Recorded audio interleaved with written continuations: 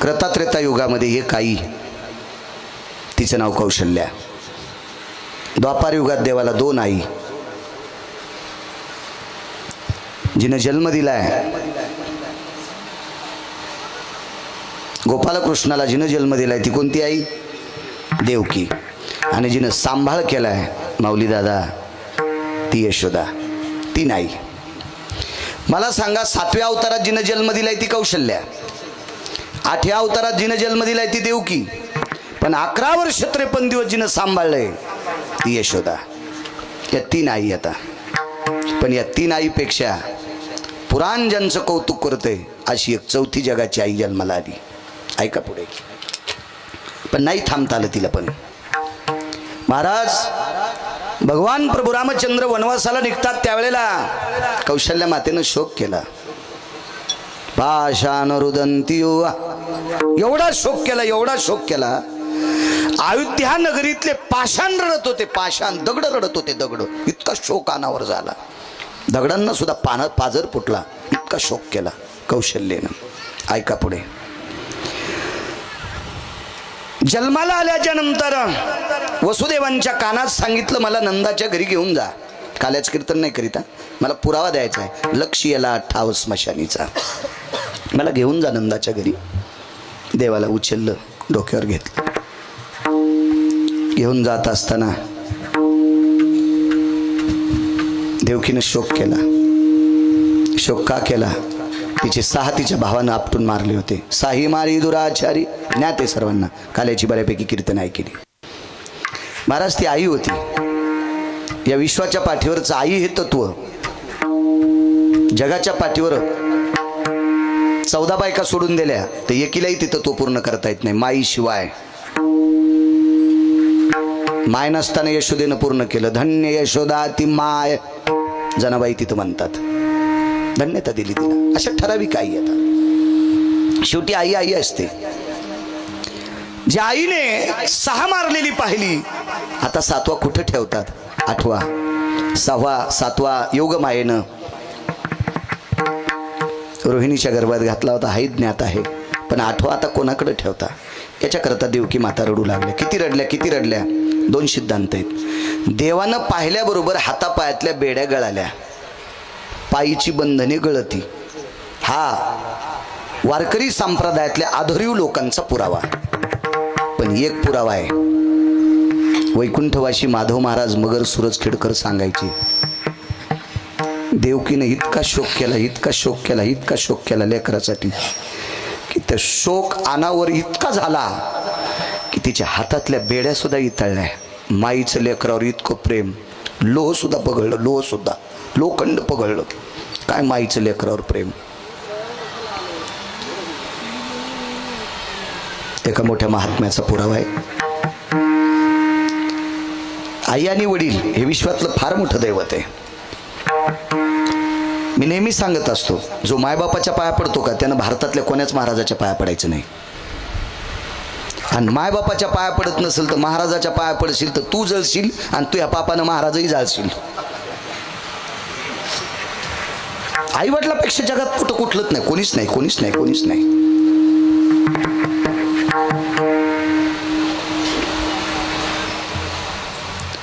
जिच्या कपाळावर कुंकू आहे ना, तिने एकदा मालकाचं दर्शन घ्यायचं.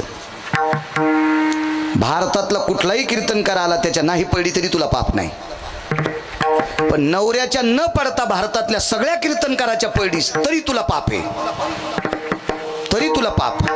भारतातल्या सगळ्या कीर्तनकाराच्या जरी पडली आणि नवऱ्याच्या पाया नाही पडली तरी पाप. आणि कोण्याच महाराजाच्या नाही पडली आणि फक्त नवऱ्याच्या पाया पडली, ताकद तिची देवा.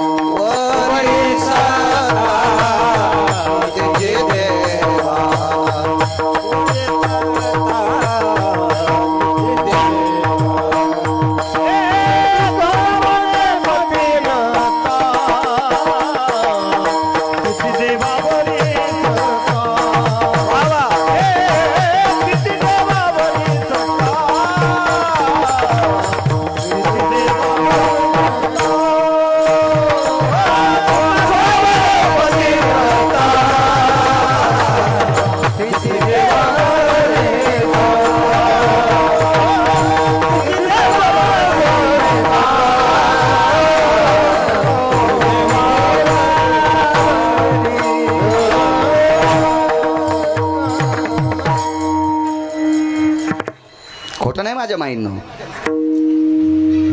तुम्हाला कडक वाटत असेल ठीक, गावकऱ्यांना सांगताना पुन्हा गिरगावकर आणू नका. काय करताल याच्या पलीकड?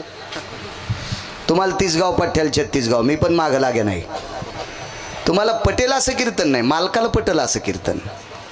हो, नवऱ्याला कधीच नीट बोलत नाही, महाराजाचे पाय दुधान धुवाली, तुझ्या अंगावर भिताड पडन, तुला घरात फुकून द्यावं लागन, घरात तुला मसन वाटत न्याचं काम पडणार नाही. हल्ली महाराजाचे पाय धुवाला. हे महाराज लय चांगलं करते. त्याचा बाप बिन पाण्याची पितून ती तू काय नीट करणार आहे? विढाला विढाला विढाला.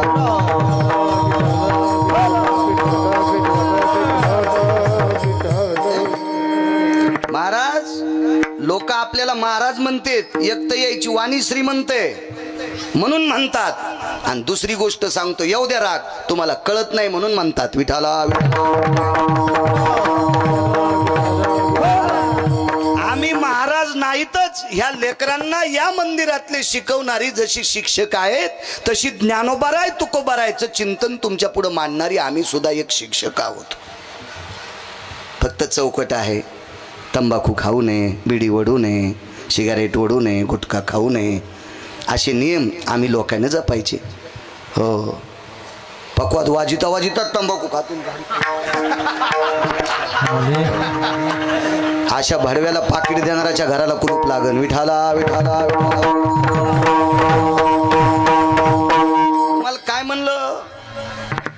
कारण समाजातल्या 2% हरामखोराईकडे पैशाचा जोर आलाय म्हणून नालायकांचा सुळसुळाट चाललाय. पण लक्षात ठेवा, पंढरपुरातला मालक तुमचे बी माप काढणार आहे. विठाला विठाला विठाला.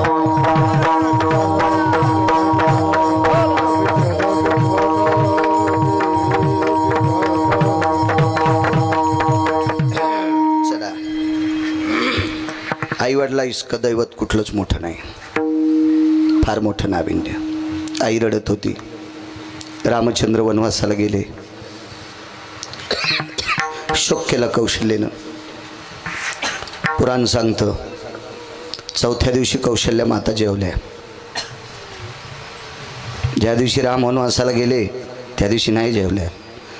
दुसऱ्या दिवशी झोपून राहिल्या, स्नान केलं झोपून राहिल्या.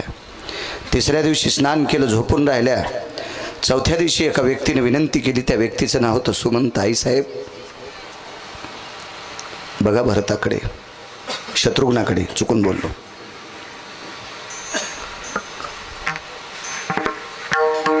जेवा जेवा आईसाहेब जेवा.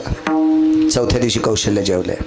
चला, देवकी माता एवढ्या रडल्या एवढ्या रडल्या एवढ्या रडल्या की त्यांच्या हातापायातल्या बेड्या वितळल्या.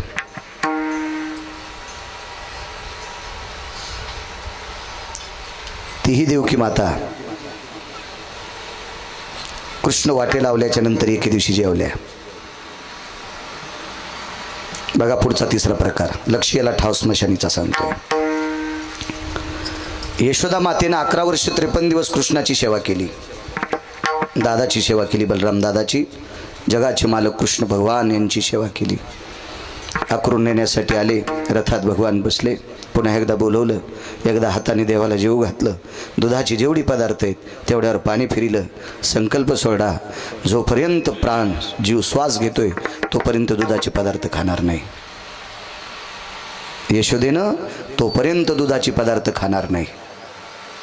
शरीर खाली पडेपर्यंत पुन्हा कृष्ण वाड्याच्या बाहेर पड्यावर दुधाची पदार्थ खाल्ली नाही. सामान्य शोक आहे, सामान्य त्याग आहे. तिन्ही आई साध्या आहेत का? तिन्ही आईनं अत्यंत त्यागाचं प्रतीक आहे. खूप शोक केला, पण एकीनं पण रामासाठी आणि कृष्णासाठी प्राण नाही सोडला. कौशल्या 4थ्या दिवसपर्यंत शोक केला. 4थ्या दिवशी जेवायला बसल्या. देवकीनं शोक केला, जेवायला बसल्या. यशोदा मातेनं दुधाचा त्याग केला, बाकीचे पदार्थ जेवायला सुरुवात केली. एक आई सांगू तुम्हाला, महाराज विटेवरचे मालक मर्यादा पुरुषोत्तम रामचंद्र वनवासात असताना तिने हाक मारली. त्या आईचं नाव आहे शबरी. शबरीच्या आश्रमावर जगाचा बाप गेला. बसायला स्फटिकाची शिळा टाकली. कुठं तिचे इथं गालीचे होते. स्फटिकाच्या शिळेवर बसले. देवा पाय धुते तुमचे. एका मडक्यात पाणी होतं, पण त्याच्यात हात बुडविल्याबरोबर मडक्यातलं पाणी थंड लागलं. आणि थकून आलेल्या माणसाला, दिवसभर रानात काम करून आलेल्या माणसाला त्याची शहाणी बायको, त्याची सात्विक बायको, त्याची तात्विक बायको, त्याची भाग्यवान बायको कोमट पाणी नवऱ्याला हातपाय धुवायला देत होती. पण इतक्या पदव्या तिला पाहिजे हा. हो, काम करून आलेल्या माणसाचे हातपाय कोमट पाण्यानं धुतले की त्याचा शिन भाग 25% कमी होत होता. म्हणून शेतातून काम करून आलेल्या माणसाला हातपाय धुवायला सात्विक बायको गरम पाणी देत होती. वाक्य नीट ऐका. सात्विक, कर्कशा नाही. कर्कशे संगती, आहा कर्कशे संगती, कर्कशे संगती, दुःख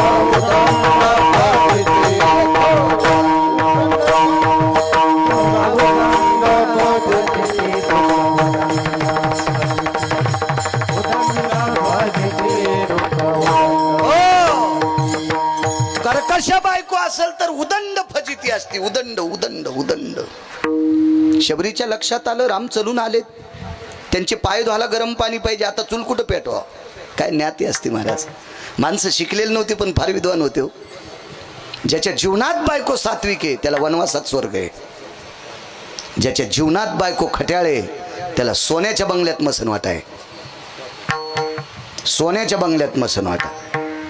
घोडी घेतली अण्णा आपण एकदा. घोडीला 3 चाली. पहिली चाल, दुसरी चाल, तिसरी चाल. तिसरी चाल 55च्या स्पीडनं घोडी पळायची. मोटरसायकल 55 पळवायची. तिच्यावर गिरगावचा बाळ्या बसायचा. हातातला तांब्यातलं पाणी सांडत नव्हतं अशी घोडी पळायची. टाक टाक टाक टाक टाक टाक टाक टाक टाक. ती पंचमीच्या दिवशी मेली. पोटाचा आजार झाला, मेली. आम्ही दुसरी घेतली. दुसरी घेतल्यावर विकणारा म्हणला पंडितजी बहुत अच्छा बछडा आहे. आता ते बोलणार काय, जसं ते सकाळी तू पण साखर खाऊन चालतं, त्याच्या बोलण्यावर मी फसलो. पण मी काय नाही इसार द्याला. मी बैल बी घेताना तो म्हणला नाही एवढ्याला 2 रुपये आगाव, पण हप्ताभर हाणून बैल देईल, घेईन. हो, नाही याला पैसे देवा आणि बैलान घरी यावा, साळी कुटावा, फिरून कापसाच्या मुंडक्यावर पाऊल टाकायला. काय करायचं ते बैल पुन्हा नाही. असं नाही तपासून. एक जणांना म्हशीला गोट्याचा वाफारा दिला. म्हशीची कास अशी खपक्या झाली डेरेवानी. आणि घेणार असंच येडगळ. बापाच्या पैशावर साखरेच्या पोत्यातला मुंगळा. किती साखर घावन संडासला किती बाऱ्या जावं अक्कलत नाही. बापाचे पैसे आणले, मसड घ्यायला बाजारात गेला कोकण्या. आणि ते म्हणलं या म्हशीची कास लय मोठी आहे, हीच घ्यायची. घरी नेल्यावर चिलीम भर दूध नाही दिलं तिनं. हो, नाही म्हणले मी लय खपक्या आणली होती. म्हणलं हे प्रदर्शनमध्ये मांडायच्या कामी, हे दूध नाही देत. हो, मग त्यानं मला सांगितलं महाराज असं आहे तसं आहे आमके तमके. म्हणलं काय हरकत नाही, तुम्ही ठरल्यापेक्षा 10-5 रुपये इनाम देईल, पण घोडी बसून पाहिजे. पहिली चाल, दुसरी चाल, तिसरी चाल, 3 चाली गोड. जमलं म्हणलो वा. पण त्याला करार द्यायचा होता 8व्या दिवशी पैसे. त्याच्या आधी एक दिवशी शेतात गेलो. घोडीला 3 चाली चांगल्या होत्या, पण एक चाललंय खराब. आखडी तरी लोंबकळलेल्या बोरी खालून जात होती. हो, लगामानं होटाळीतून रक्त आलं तरी लोंबकळलेल्या बोरी खालून गेली. मला उडी टाकता आली म्हणून जमलं. तेव्हा अपघात झालेला नव्हता, नाही तर तेव्हा मोळ थुत्तर वरबळडा असतं. प्लॅस्टिक सर्जरी करावं लागली असती गिरगावकराला. लोंबकळलेली ती बोरी खालून जात होती. त्याला म्हणलं तुला इसार द्यायला ते तुलाच राहू दे, आणि टेम्पून आणून घालायचे पैसे बी महेच जाऊ दे, पण घोडी तुलाच राहू दे. वैकुंठवाशी बापसाहेब मालक म्हणायचे, आयंदळ घोडीशे पायंदळ भाला, आयंदळ घोडीशे पायंदळ भाला ना अवकुसळ बायकोशे रणका भाला. विठाला विठाला.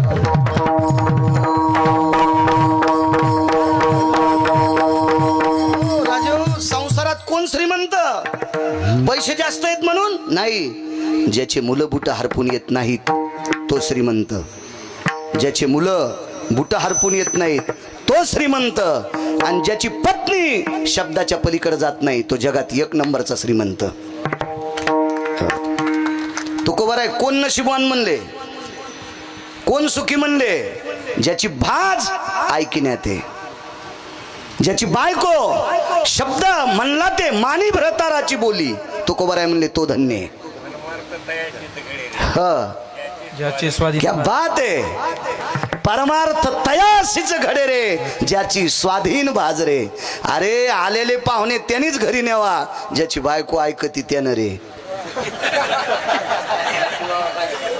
हा, हो हो हो. मग मी त्याच लोकांचं सांगून ऐकून कीर्तनकार झालोय. मी भंगिऱ्याचं ऐकून कीर्तन नाही करीत. असे तर लय नदीला लोळायलेत. विठाला विठाला.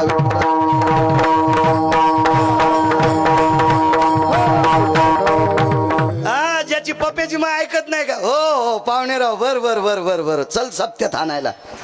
विठाला विठाला विठाला.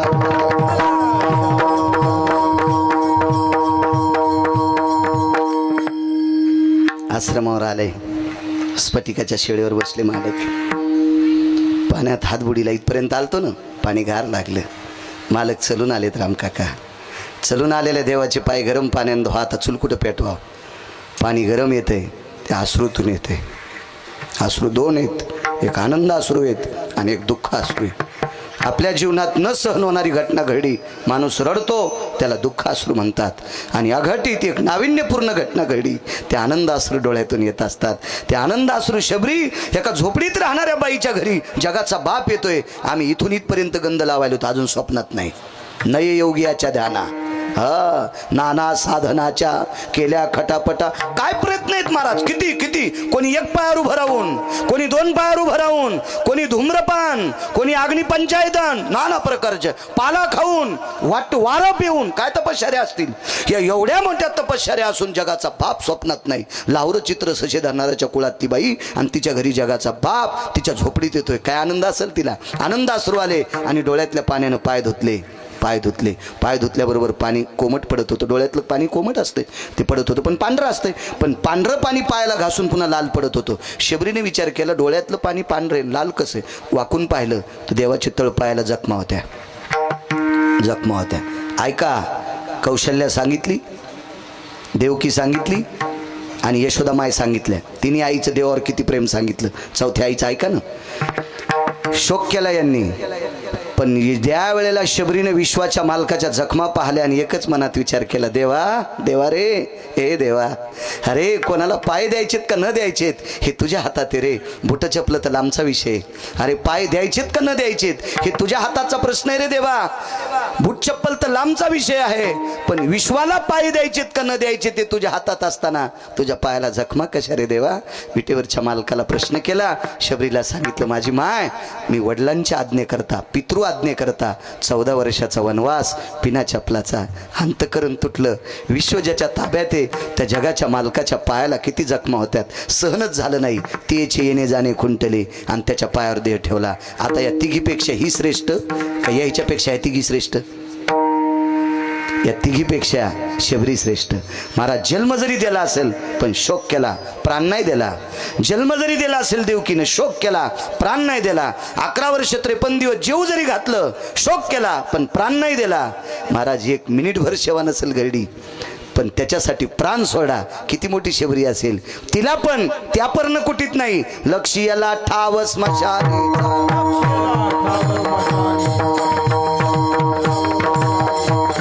प्रेतरूप शरीराचा भाव, प्रेतरूप शरीराचा भाव, प्रेतरूप शरीराचा भाव, प्रेतरूप शरीराचा भाव. लक्ष्याला ठाव स्मशानीचा, लक्ष्याला ठाव स्मशानीचा.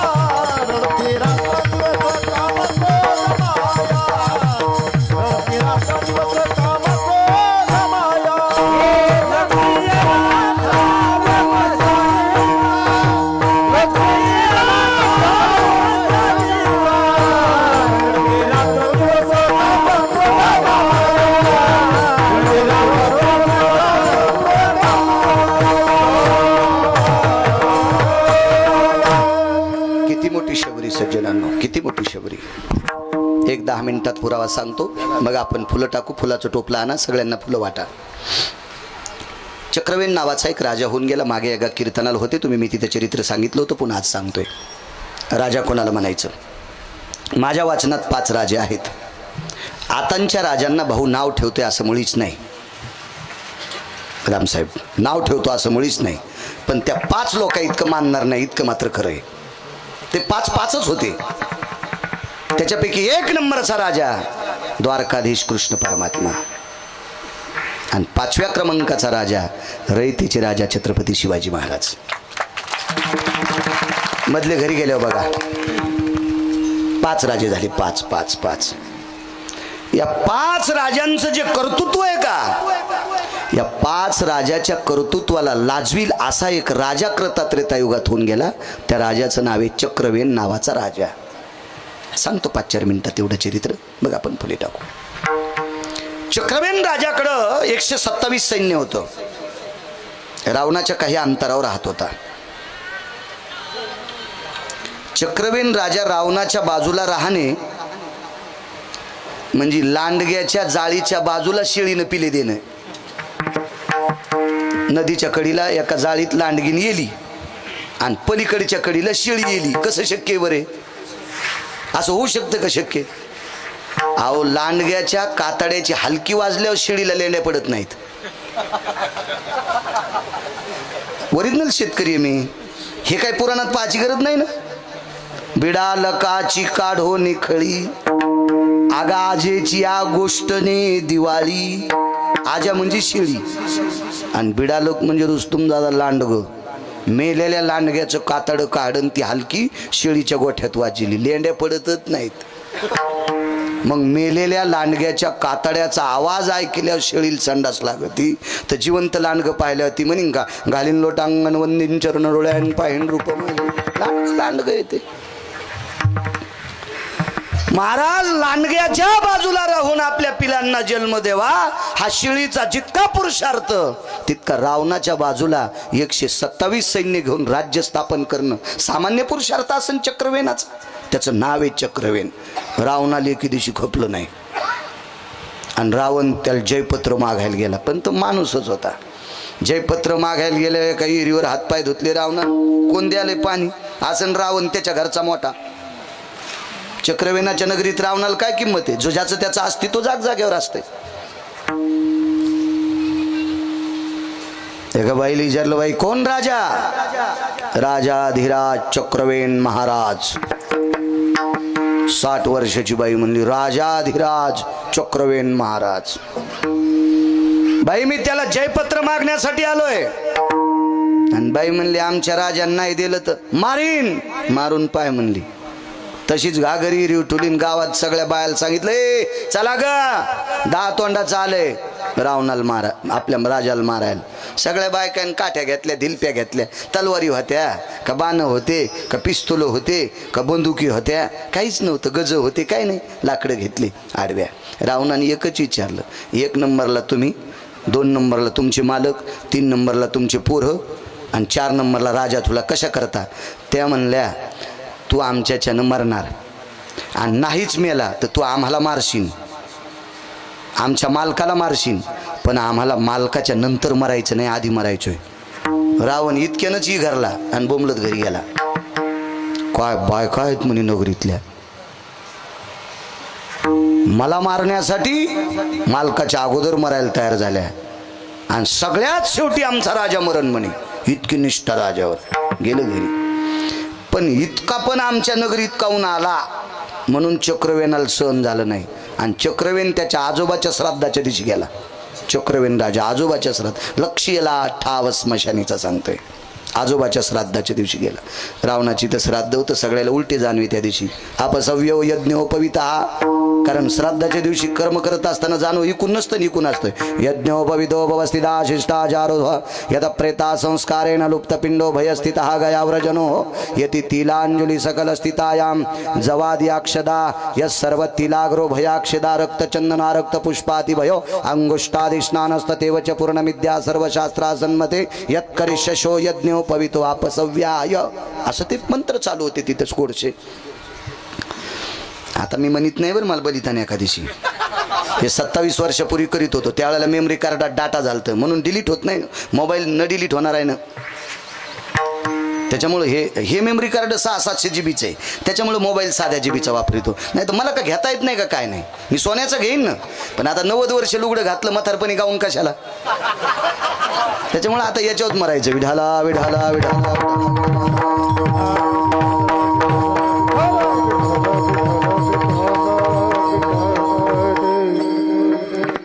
पूजा चालू होती. चक्रवेनानं लंका तयार केली. माऊली दादा वाळूची लंका केली, वडाच्या पानाचा चिक टाकला, लंका तयार केली. जशाल तशी लंका. आपल्याकडे गायवाडा करीत होते. तशी लंका तयार केली आणि लंका तयार करून लंकेचा पूर्वेकडचा जो तट होता, ज्याला गावकोस आपल्या भाषेत कंपाऊंड, त्या कंपाऊंडाला असं बोट लावल्याबरोबर इथला पडल्याबरोबर लंकेतला खरा पडला थोड्या दिवशी वाजलं. रावणानं प्रस्थाला सांगितलं, प्रस्थ जी प्रधान होता, प्रस्थ जी काय वाजले, आपला तट पडलाय. कस काय पडला रे? गुप्तचर धावत आले. घरटीगार गुप्तचरांनी सांगितलं, राजाधिराज महाराज, समुद्राच्या वाळवंटात एक व्यक्ती आलेली आहे. त्या व्यक्तीने वालूची लंका तयार केली. त्या लंकेच्या बाजूला चारी बाजूने तट केलाय. त्या तटाला स्पर्श केल्याबरोबर तो तट पडल्याबरोबर इकडचा तट पडला. आता घर पाडण्याच्या मागे प्रस्थाचं 2.25 किलोमीटर मध्ये घर होतं.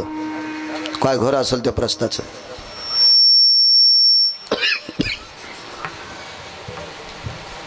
गुप्तचरांनी सांगितलं, मालक पूजा लवकर आटपा. आटपल ती पूजा. कर्मकांड करणाऱ्याला सांगितलं, आता आज्ञा. हो. घरच्यांनी सांगितलं, ताट लावलेत, नंतर जेऊ. रावण रावण नंतर जेऊ. आणि समुद्राकडे धाव घेतली. त्यावेळेला चक्रवेन काळ्या कुड्या जमा करू लागला. त्याला एकच करायचं होतं, ह्या काळ्या कुड्या त्या लंकेवर टाकायच्या आणि लंका पेटून द्यायची. ही जळाली की ती जळत होती, ही जळाली की ती जळत होती. नाही तर ही लंका उचलून समुद्रात टाकली की ती समुद्रात पडत होती. त्याचं नाव आहे चक्रवेन नावाचा राजा. ह्या 5 राजाला लाजवील इतकं कौतुक होतं त्याचं. ऐका पुढे. आणि मग रावण आला आणि विचारलं, कोण? मी चक्रवेन आहे. कोण चक्रवेन? तुम्ही आमच्याकडे जयपत्र मागायला आलतात. तुम्ही? रावण म्हणला, अरे मागायला आलतो पण नाही मागितलं तुला, आलून वापस. तू कशाला आला? नाही म्हणले. तितकं पण कशा करता आलतास? म्हणून पठ्ठ्याचा पुरुषार्थ दाखवला. माणसं कालर झटकीत होते ना. एक जण घरीच अशा बाया मागं सारू लागलं. मेन नको सारू, लय मागं घेतल्यावर फाटत असतात. लय सरकून सरकून इतरोक सरशी बगलातून थोड्या मागं काढता येतात. घरीच बायकुल म्हणलं, तुला मोह माहीतच नाही. मी मिरच्याचं पोतं आणलं, ती म्हणजे टरकातून पडलेलं आणलंय. इकत घ्यायला कुठे तुझ्या जो पैसे येतं.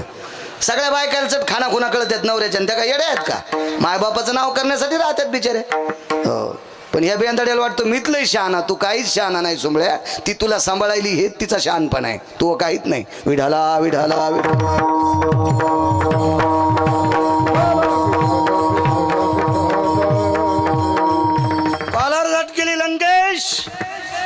जयपत्र मागायला आलो. रावण म्हणला, माझ्या हत्ती 9-10 सोडे तर तू राज्य तुडून जाईन. तुला खाला तर नाही पण घर राहणार नाही. इतकी माझ्या हत्तीत ताकद आहे आणि तू मला जयपत्र मागतो. एकच सांगितलं, जयपत्र द्यायलास की नाही, नाही त्या काळीत लावतो लंकेला. हिला लावली की ती जळती.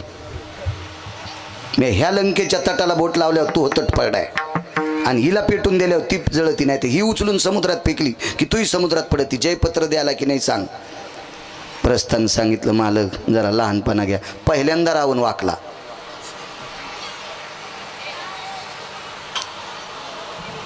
आता बी रावण वाकत येत मग रेडीमेड कपड्याचं दुकान आहे. मी काय कोणाला शर्ट शिवायला रिकामा नाही. वाकत येत ना.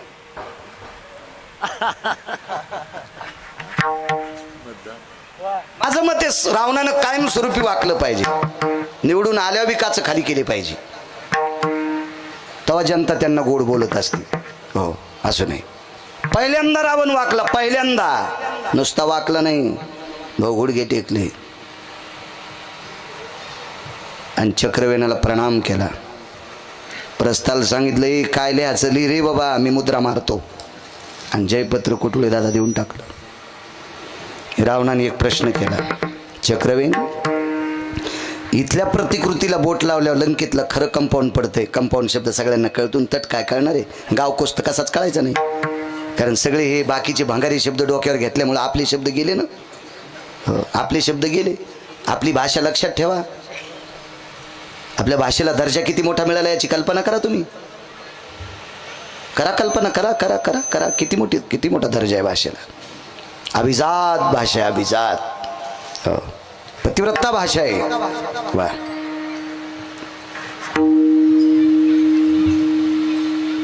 या तटाला हात लावल्यावर तो तट पडतोय. या लंकेवर इस्तू टाकल्यावर ती जळती, ही लंका उचलून टाकल्यावर ती पडती, घरं कोणाकोणाची पडतील. चक्रवेनानं सांगितलं एक सोडून सगळ्याची पडतील, ते फक्त बिभीषणाचं होतं. ते बिभीषणाचं वारकऱ्याचं घर होतं. वारकऱ्याला जातीचा संबंध नाही. वारकरी संप्रदायात मुसलमान सुद्धा. सज्जन नावाचा खाटीक कोण होता? मुसलमान. खाटकाचा धंदा काय असतो? फुलं विकायचा का? कांदे विकायचा? सफरचंद विकायचा? मांस विकायचा? पण महाराज तो सज्जन नावाचा खाटीक मुसलमान जरी होता पण इमानदारीनं वागत होता, म्हणून माझ्या ज्ञानोबाराय तुकोबारायने हृदयात घेतला. इकू लागे मास पंढरपुरातल्या मालकानं अंतकरणात घेतला. हो, यातायाती धर्म नाही विष्णुदासा, निर्णय तो ऐसा वेदशास्त्री. या संप्रदायात फक्त चांगलं वागणाऱ्याला किंमत आहे, कोण्या जातीचा संबंध नाही. महाराज गंगाखेडच्या मालकीन काय गोड बोलल्या, हो का उत्तम चांडाळ आणि त्याचे पायी माझे कपाळ. उत्तम कुळातला आहे का चांडाळ कुळातला आहे, पण वारकरी आहे ना, त्याच्या पायावर माझं कपाळ. पंढरीचे वारकरी, त्यांचे पाय माझे श्री. कबीर मोमीन लतिपा मुसलमान, शेना नावी जान विष्णुदास. महाराज या संप्रदायाचं ब्रीद आहे सगळ्या चांगल्या लोकांना घेऊन जाणं, हा वारकरी संप्रदाय. आणि शेळ्या निवडणं हे हरामखोरायचे काम आहेत. विठाला विठाला विठाला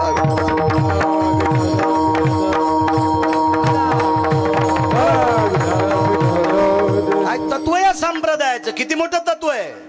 परवाल मी बोलून गेलो तात्या महाराज तुमच्या इथं. टोल नाक्यावर टाळ्या वाजणारा, तुमच्या मतदानाच्या यादीत स्त्री आणि पुरुष आणि एक तिसरी यादीचं क्रमांक असते. तृतीयपंथी किती? खाली 0 असते. एखाद्या गावात असेल तिथे 1 किंवा 2 असं लिहिलेलं असतं, आहे का नाही? हे मला काही याच्यातलं काही कळत नाही, पण हे असे तुमच्यासारखे दाखित म्हणून माहीत झालं. महच नाव दाखवायला एक जणांनी यादी आणली, म्हणून म्हणलं हे काय रे, स्त्रिया इतके आणि पुरुष इतके, हे काय?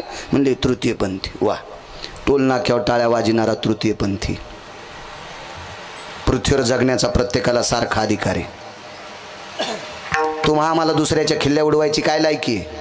आपला काय अधिकार आहे? एखाद्याचा रोग नीट करायचा अधिकार आपल्याला नाही, तर त्याच्या रोगाला हिचकायचा बी अधिकार आपल्याला नाही. दुसऱ्याला दुरुस्त करायची ताकद आपल्यात नाही, तर दुसऱ्याचे वाभाडे काढायची बी आपल्यात ताकद नाही. काय अधिकार आहे आपल्याला? प्रत्येकाला जगण्याचा सारखा अधिकार आहे. तो तृतीयपंथी एक व्यक्ती, ज्याला क्लिंब म्हणावं, दंपुसक म्हणावं, पुरुषार्थहीन म्हणावं, असा एक व्यक्ती एका शुद्ध वारकऱ्याच्या नादी लागून पंढरपूरला गेला. आणि पंढरपूरला गेल्यावर चंद्रभागेचं स्नान केलं, विटेवरच्या मालकाचं दर्शन घेतलं, पुंडलिकरायाच्या कळसाचं दर्शन घेतलं, नगर प्रदक्षिणा केली आणि तिथून पुढे भजन म्हणायला सुरुवात केली. आज त्याचं नाव सकाळच्या काकड्यात आहे. कानो पात्रा खोदू पिंजारी तो दादू, भजनी आभेदू हरीचे पायी. जगातला एकही महाराज त्याचं नाव काढू शकत नाही. भाऊ का? पंढरपुरातल्या मालकानं आपलासा केलाय. कोण आहे? कोण? रामकाका. तो तृतीयपंथी आहे. तो तृतीयपंथी म्हणजे या विश्वात चांगलं वागण्याचा प्रत्येकाला अधिकार आहे. प्रत्येकाला अधिकार आहे. कृष्णाजी माऊली म्हणून जायखेडकर होऊन गेले खानदेशमध्ये. कृष्णाजी माऊली जायखेडकर खानदेशमध्ये फार मोठं एक आध्यात्मिक क्षेत्रातलं वारकरी रत्न होऊन गेले. या कृष्णाजी माऊलीने 400-450 लाहुरं चित्र सशे रानडुकर धरणाऱ्या पारधी समाजाची माणसं वारकरी केले. नुसते वारकरी नाही, आपल्याला 5 महिन्याला भेटत आहेत. मी महिन्याला पंढरपूरला जातो तर महिन्याला 5 पारधी समाजाचे वारकरी दर महिन्याला जामदेवून धुळ्याहून पंढरपूरला दर महिन्याला येतात. कोण्या समाजाचे येतं? पारधी समाजाचे. महाराज किती अधिकार, काय काय तत्व असतं काही लोकांना. त्या कृष्णाजी माऊलींना अशी काही महात्मे होऊन गेली. ह्या महात्म्यांचा एक गोडसा असा आध्यात्मिक क्षेत्रावर पगडा होता. त्यांनी सगळी आपलीशी केली. माणसं तोडायचं काम करत जाऊ नका, माणसं जोडाय चांगले कामं करत जा. तेव्हा तुम्हाला भजन नाही करता आलं ना, नाही पंढरपूरला जाता आलं ना, नाही आळंदी देहूला जाता आलं ना, नाही पैठणला जाता आलं, नाही ग्रंथ वाचता आला, नाही ज्ञानेश्वरी वाचता आली, नाही गाथा वाचता आला, काम चांगलं करी जा. एका माणसाला 1.5 एकर जमीन, त्यानं 1.5 एकरची 25 एकर केली. काम किती केलं असेल? काळ जुना होता, आता कशी बी करता येते.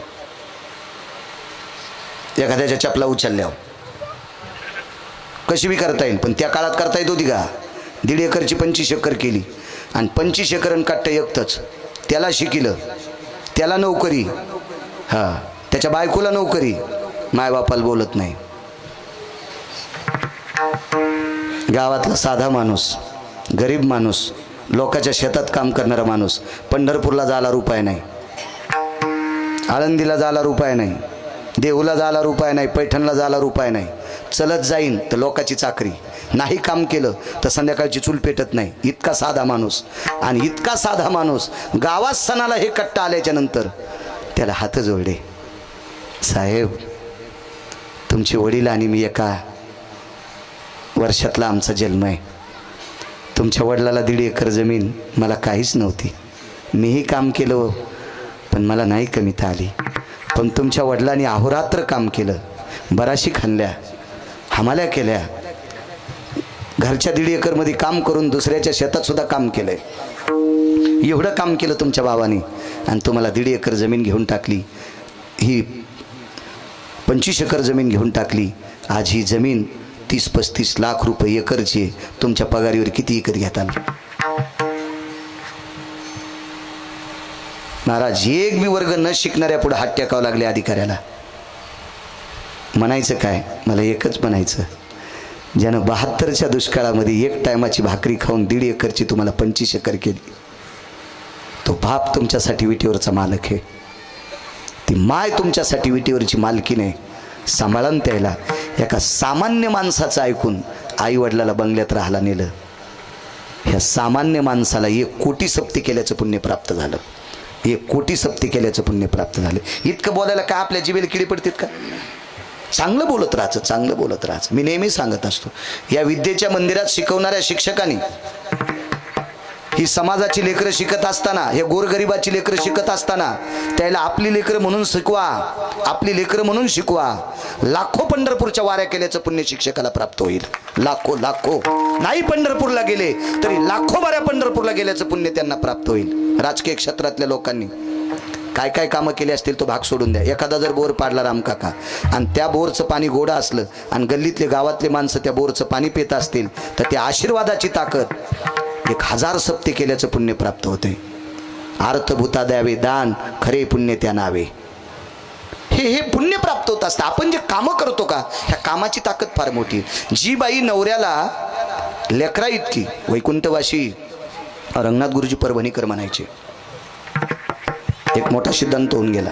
तुकाराम महाराज महामुनी, शास्त्री पदवी. महाराष्ट्रात पहिले 3 शास्त्री, महाराष्ट्रात पहिले 3 शास्त्री आले.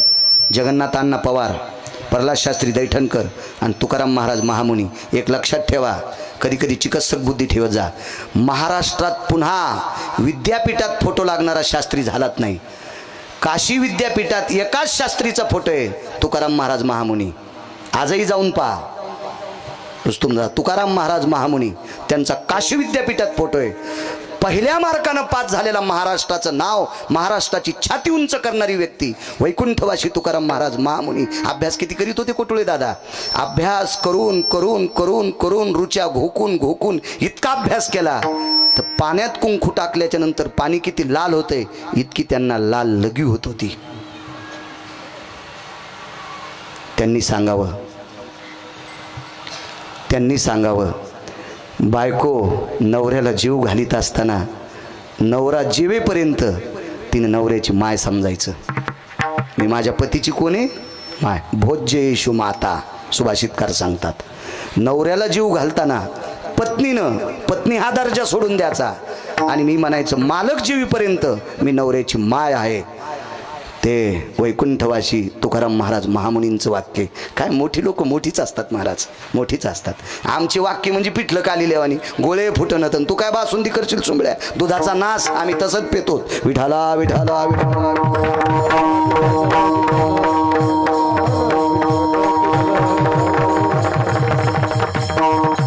दर्जेदार लोकांचं ऐकून परमार्थात पडायचं. दर्जेदार भंगारायचं नाही. हे दर्जेदार, ज्यांनी जीवन परमार्थात आधारीव म्हणून घासले, अशा लोकांचा विचार करून जे परमार्थात येतील विश्व त्यांना स्वीकारेल. याबा विश्व तर कोणालाही स्वीकारते. इथं बाजूला जर तमाशा लावला तर याच्यातले सगळे तमाशात पण जातील. मला त्याबद्दल महदुमत नाही, त्याबद्दल दुमत नाही. पण सात्विक माणसं कोणालाही स्वीकारित नाहीत, कोणालाही स्वीकारित नाहीत. असे कुंटालन पडलेत. विठाला विठाला विठाला.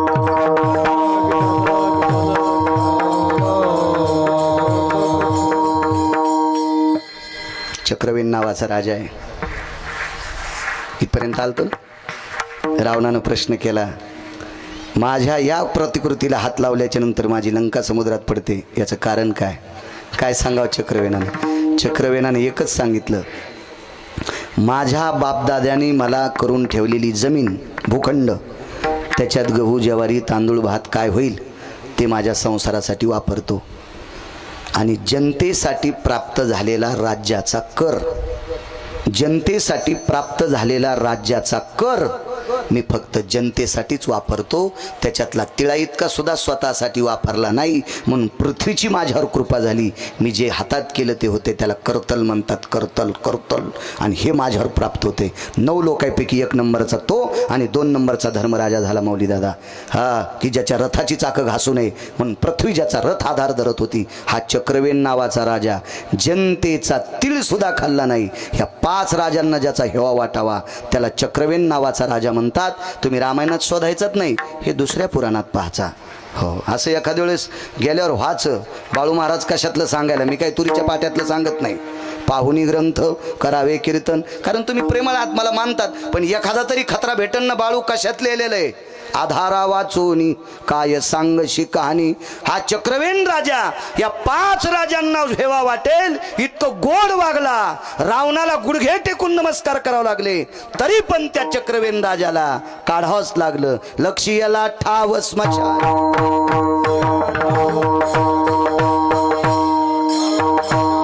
झाला प्रेत रूप शरीराचा भाव, आता प्रेत रूप शरीराचा भाव, झाला प्रेत रूप शरीराचा भाव, झाला प्रेत रूप शरीराचा भाव, झाला प्रेत रूप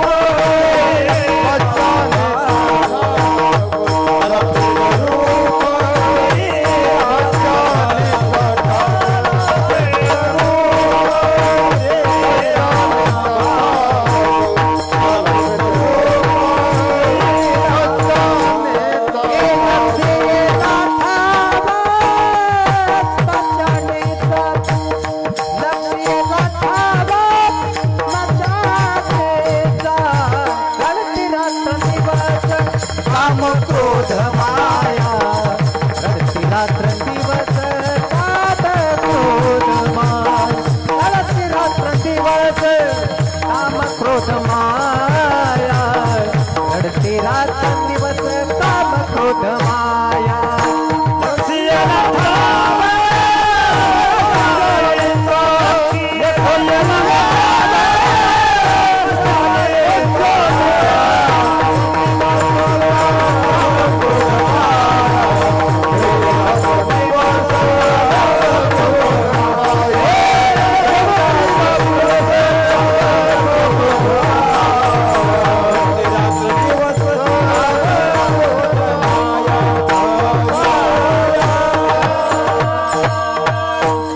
स्वर्गीय कैलासवासी सत्यलोकवासी गोलोकवासी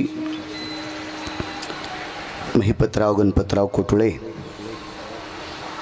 आदरणीय कालवश स्वर्गीय बाप्पा, विश्वाच्या मालकाचा संदेश आला, दक्षिणेच्या मालकाचा जावं लागलं. ही लोकातली यात्रा सोडली. गोड अशा प्रकारचं अधिष्ठान त्यांना पितृगयेच्या ठिकाणी मिळो. आजचं त्यांचं प्रथम पुण्यस्मरण आहे. प्रथम पुण्यस्मरणाच्या दिवशी आर्यमा नावाचा पितर येत असतो.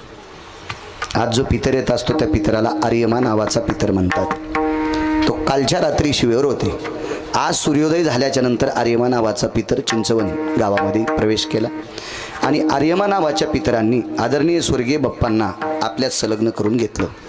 आज संलग्न केल्याच्या नंतर आर्यमा नावाचे पितर एका अस्तुभात नावाच्या पवित्र ठिकाणी घेऊन जात असतात. तिथं नेल्याच्या नंतर त्याला 9 प्रकारची नावं आहेत, अजून काही नावं आहेत. त्या स्थळावर नेत असतात. तिथं चित्र आणि गुप्त दोघाला आमंत्रित करत असतात.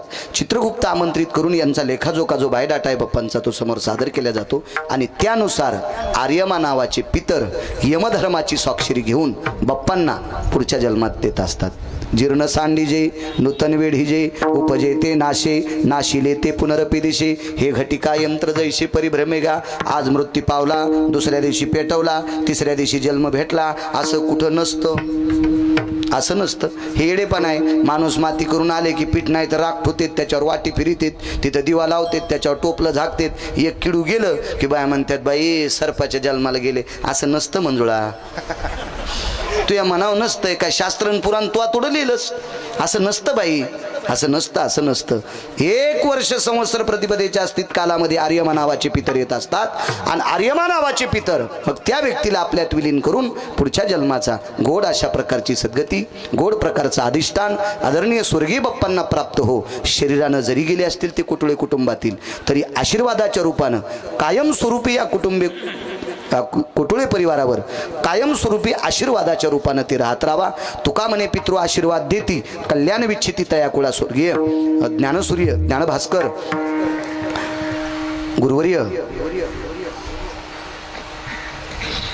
वक्ते बाबा म्हणायचे पितृदेव आशीर्वाद देत असतात तुम्ही लक्षात ठेवा क्षेत्र कुठलंही असू द्या तुम्हाला जर उंच जायचं असेल तर तुमच्या पितरांचा आशीर्वाद लागतो मला असा गर्व होता मी फार पाठांतर करतो मला नाद होता वाचवायचा मला मेमरी कार्ड बी चांगलं दिले ह्या उसाच्या ट्रॅक्टरमधले गाणी कडवे ऐकू मला 200-400 कडवे पाठ येतं मी काय गाड्या थांबून थोडीच ऐकले पण चालता मेमरी कार्ड चांगले ना चांगलं आहे ते चांगलं आहे मेमरी कार्ड त्याच्यामुळं मला असं वाटत होतं मी अभ्यासामुळं महाराष्ट्रात फिरत असेल नाही मला एका व्यक्तीनं सांगितलं बाळू महाराज अभ्यास बरीच लोक करतात पण तुमच्या कुळातल्या एखादी म्हातारी असेल तिनं कोणाला तांबर पाणी दिलं असेल तिचा आशीर्वाद तुमच्यावर पडला असेल आणि त्या आशीर्वादाच्या बळानं 5189 गावं महाराष्ट्रातली पूर्ण झालेत तुमचं गाव 13 वर्षापूर्वीच लिहिलं पुन्हा नाही लिहायचं काम 13 वर्षापूर्वी एक मंदिरात कीर्तन झालं अभंगही ध्यानात नंतर पुन्हा तुम्ही रामकाका आणलं तोही अभंग ध्यानात तुम्ही आणलं एकदा तोही अभंग ध्यानात 13 वर्षापूर्वी लिहिलं असे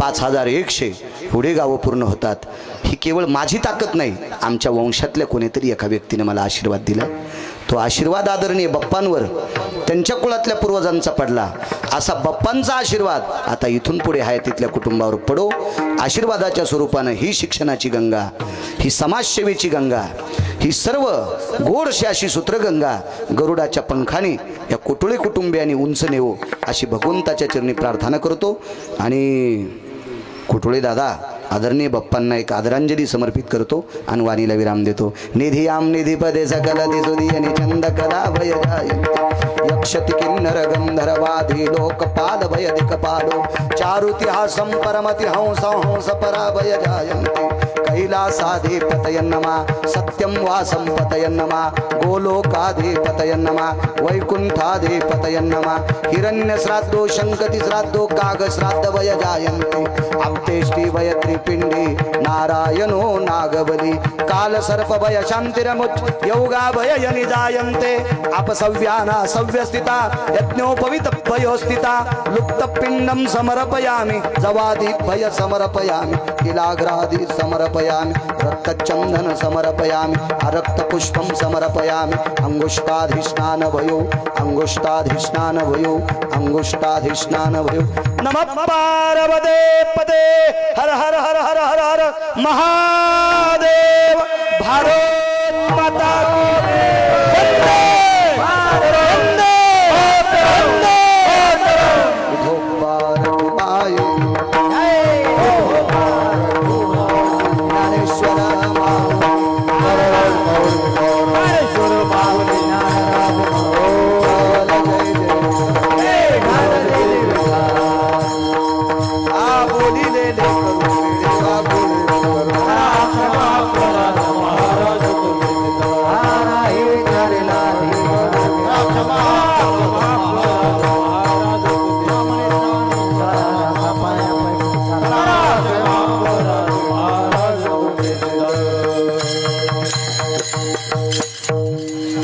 थोडं शांत राहा